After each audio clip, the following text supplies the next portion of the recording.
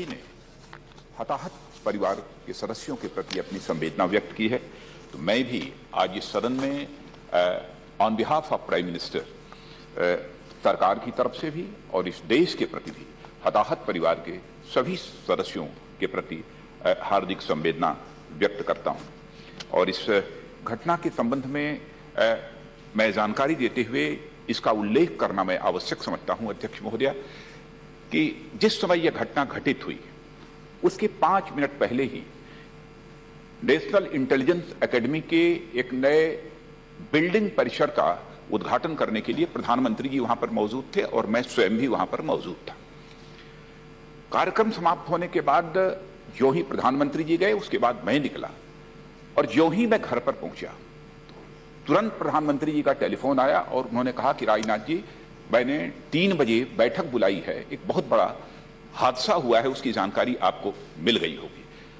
लेकिन मैं इस हकीकत को सदन के सामने स्वीकार करने में मुझे रंच मात्र गुरेज नहीं है कि जब तक मैं घर पहुंचा था मुझे इसकी जानकारी नहीं मिली थी, लेकिन प्रधानमंत्री जी को पहले ही इसकी जानकारी मिल गई थी और टेलीविजन खोलकर मैंने देखा, तब जाकर विस्तृत जानकारी मिली।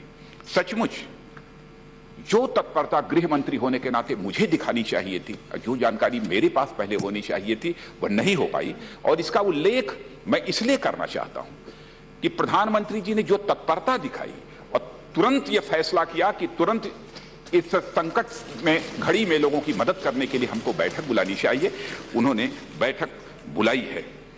और मैं इस सरकार की तरफ से आश्वस्त करना चाहता हूं, भारत में भी इस भूकंप के हादसे के परिणाम स्वरूप जो भी हताहत हुए हैं और हमारे पड़ोसी देश नेपाल को भी के लोगों को भी हम अपने परिवार का ही सदस्य मानते हैं। जो भी हताहत हुए हैं उनके प्रति भी यहां संवेदना व्यक्त करते हैं। वहीं आश्वस्त यह करना चाहते हैं कि संकट की घड़ी में भारत सरकार भारतवासियों के साथ भी खड़ी है और अपने नेपाल वासियों के साथ भी खड़ी है, यह मैं विश्वास और भरोसा दिलाना चाहता हूं। और आज मैं इस बात का भी उल्लेख करना चाहता हूं कि जो ही यह घटना घटित हुई 11 या 13 मुख्यमंत्रियों से तुरंत हमारे प्रधानमंत्री जी ने टेलीफोन से बातचीत की। बाद में दूसरे दिन मैंने भी 3 राज्यों के मुख्यमंत्रियों से बातचीत की। उत्तर प्रदेश के मुख्यमंत्री श्री अखिलेश जी यादव और बिहार के मुख्यमंत्री श्री नीतीश कुमार जी और उत्तराखंड के मुख्यमंत्री हरीश जी रावत। मैंने उनसे सहयोग की अपील की। मैंने कहा कि एरोप्लेन के माध्यम से सभी लोगों को रेस्क्यू किया जाना यह संभव मुझे दिखाई नहीं देता है। बेहतर यह होगा कि ये तीनों राज्य नेपाल बॉर्डर से लगे हुए हैं, यदि तीनों राज्य अपनी बस यदि वहां पर भेज सकें तो ज्यादा बेहतर होगा। और नेपाल से बहुत सारे लोग जो भारत आना चाहते हैं, भले ही वह विदेशी हों, तो वहां से भी निकालकर उनको भारत लाया जा सकता है। और ग्रेटिस वीजा का भी प्रोविजन हमारे प्रधानमंत्री जी ने कर दिया है। दूसरे देशों के लोग भी यदि नेपाल में, तो वह भी यदि भारत आना चाहते हैं तो तुरंत उन्हें वीजा दिया जाना चाहिए, ग्रेटिस वीजा दिया जाना चाहिए और तुरंत उन्हें भारत लाया जाना चाहिए। इमिग्रेशन सेंटर्स भी कुछ स्थानों पर स्थापित किए जा चुके हैं। यह सब सारा फैसला उस समय हुआ है। इसलिए जो 3 मुख्यमंत्रियों ने जितनी त्वरित गति से बसें वहां से भेजी हैं, हमारे उत्तर प्रदेश, उत्तराखंड और बिहार के मुख्यमंत्री ने, और साथ ही साथ राहत की सामग्री भेजी है नेपाल के लिए, तो मैं इस सदन के माध्यम से उन तीनों प्रदेशों के राज्य सरकारों के प्रति भी मैं आभार व्यक्त करना चाहता हूं और उनके इस सहयोग के लिए, उनके इस प्रशंसनीय कार्य के लिए मैं उन्हें बधाई भी देना चाहता हूं। अध्यक्ष महोदय, मैं जानता हूं कि यह सदन चाहता होगा कि इस घटना के बारे में थोड़ी विस्तृत जानकारी अब तक की प्राप्त हुई रिपोर्ट के आधार पर प्राप्त हो जाए, इसलिए मैं वो स्टेटमेंट यहां प्रस्तुत करना चाहूंगा। नेपाल के पोखरा क्षेत्र में 25/4/15 को 11:45 पर भारतीय समयानुसार 7.9 रिक्टर स्केल का भयानक भूकंप आया। इस भूकंप ने न केवल बहुत बड़े पैमाने पर नेपाल में विनाश किया, बल्कि भारत में कई राज्यों को भी प्रभावित किया। भारत में अब तक 72 मौतों की जानकारी है।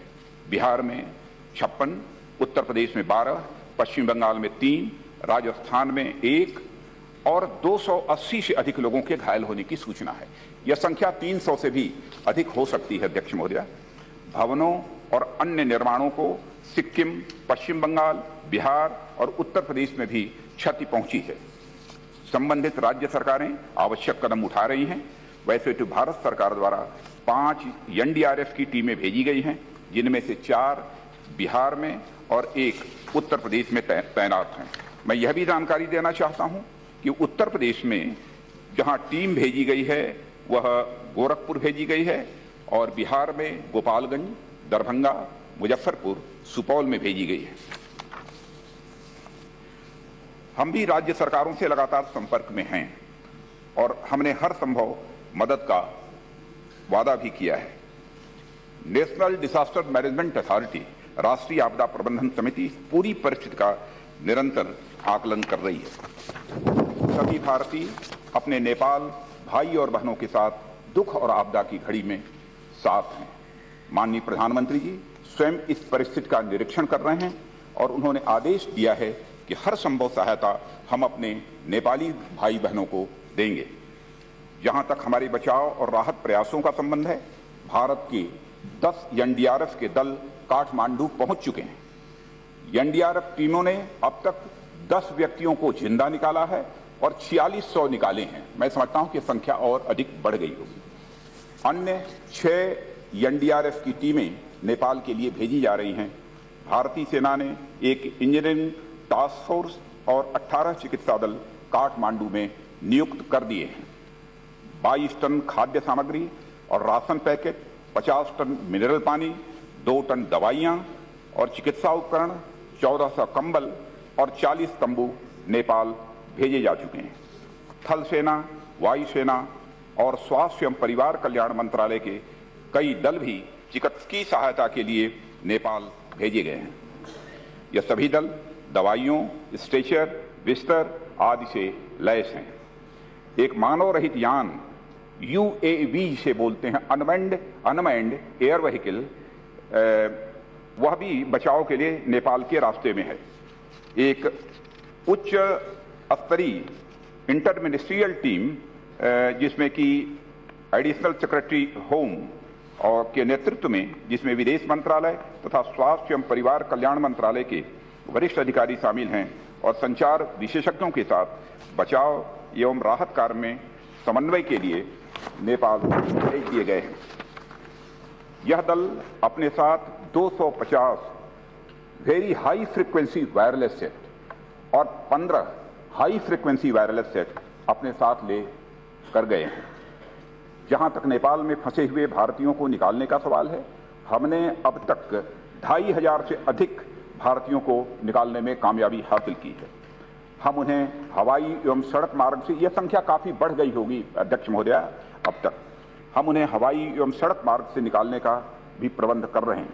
हमने उत्तर प्रदेश, बिहार और उत्तराखंड की सरकारों से बसों एवं एम्बुलेंसों द्वारा सड़क मार्ग से काठमांडू जी प्रधान जी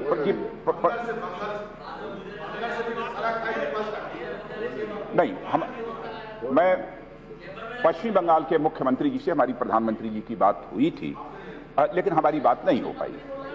जो हकीकत है उसको मुझे स्वीकार करने में कोई आपत्ति नहीं।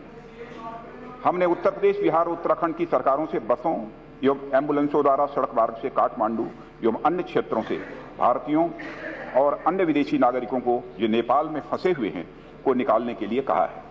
हमने विदेशियों को नेपाल से भारत आने के लिए मुफ्त वीजा देने की भी व्यवस्था कर दी है। इसी तरह की अन्य सुविधाएं उन विदेशियों को जो सड़क मार्ग से भारत नेपाल की सीमा के रास्ते आ रहे हैं को भी प्रदान कर दी गई हैं। उत्तर प्रदेश और बिहार की सरकारों को उत्तर प्रदेश और बिहार की सीमाओं पर सड़क से आने वाले लोगों के लिए राहत शिविर लगाने की सलाह दी गई है और मुझे सदन को यह बतलाते हुए बेहद खुशी हो रही है कि न राज्य सरकारों ने वहां पर राहत शिविरों की व्यवस्था कर दी है। सशस्त्र सीमा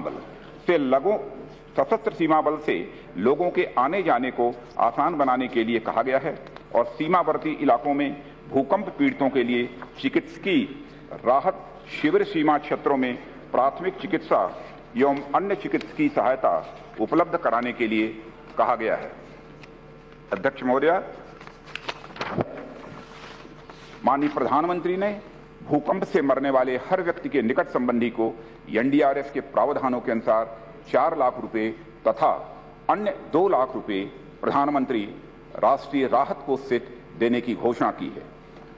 मैं माननीय सदन को आश्वस्त करना चाहता हूं कि भारत सरकार मरने वालों के परिवारों को हर संभव सहायता प्रदान करेगी। मरने वाले परिवारों को ही नहीं, बल्कि जिनके मकानों को क्षति पहुंची है उन्हें भी सहायता पहुंचाएगी। मैं हृदय से प्रभावित राज्यों के दुखी परिवारों को तथा अपने मित्र पड़ोसी देश नेपाल के दुखी परिवारों को दुख की इस घड़ी में अपनी सांत्वना देता हूं।